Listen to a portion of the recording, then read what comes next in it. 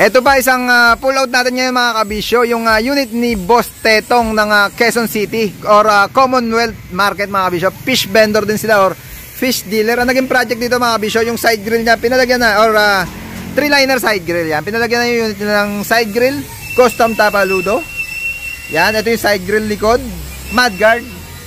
At yung rear bumper niya mga kabisyo. Dati nang merong aluminum bumper yan, pinalaparan na, naglagay na lang tayo ng channel pa para extension, para mas lumapad mga kabisyo. At pinabalutan nila ng tapak manok or yung checkered na stainless natin para all goods na yung unit. Yung shafting, pinalagyan na rin nila 4 na shafting para protection do sa taillight, parang yung mga ginagawa natin lagi mga kabisyo sa mga unit natin para hindi masayang or hindi mabasag pag nadunggol yung taillight natin. Plate frame okay na rin, stainless na mga kabisyo. Binap na lang din yung frame niya dati kasi mga kabisyo dati yung unit stainless na yung kanyang pang ibabaw. Ito na lang yung ginawa natin dyan, yung plate frame, grills ng taillight, rear bumper nila para natin, side grill, mga marking mga kabisyo, not for hire, plate number, yung business name, ayan, Lani and Tetong, at yung keep distance, syempre hindi mawala yan para all good sa enforcer. Kasi mga kabisyo, nasisita rin pagka walang mga marking na ganyan sa gilid ang mga unit natin, pagka lalo na sa mga highway at may operation mga kabisyo. Yan, yung unit at tinted. Ito yung isang pinagawa pa nila dito sa bandang harapan mga kabisyo tayo. Yan, magic tint.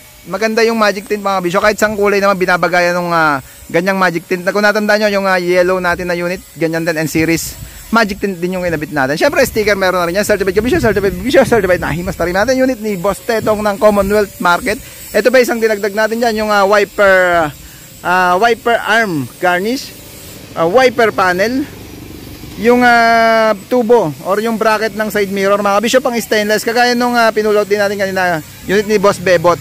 Ganyan din yung unit niya. Basta pang N-series mga kabisyo, chrome yung gamit natin kasi yari na siya, sadya ikakabit na lang natin.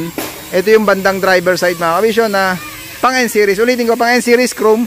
Pag magiga naman, kino-convert na or ginagawa lang natin, nag-elbow lang tayo mga kabisyo para stainless naman yung ginagamit natin doon. Yan, yung unit ni Boss Tetong ng Commonwealth Market. Fish vendor din sila mga kabisyo. Kagaya nung isa nating pinulot kanina, nabanggit ko nga kay Boss Bebot. Yan mga kabisyo. Yan na yung mga unit natin. All goods na at pa-exit na rin sila. Hanggang dito lang. Maraming salamat sa panonood. Maraming salamat sa suporta.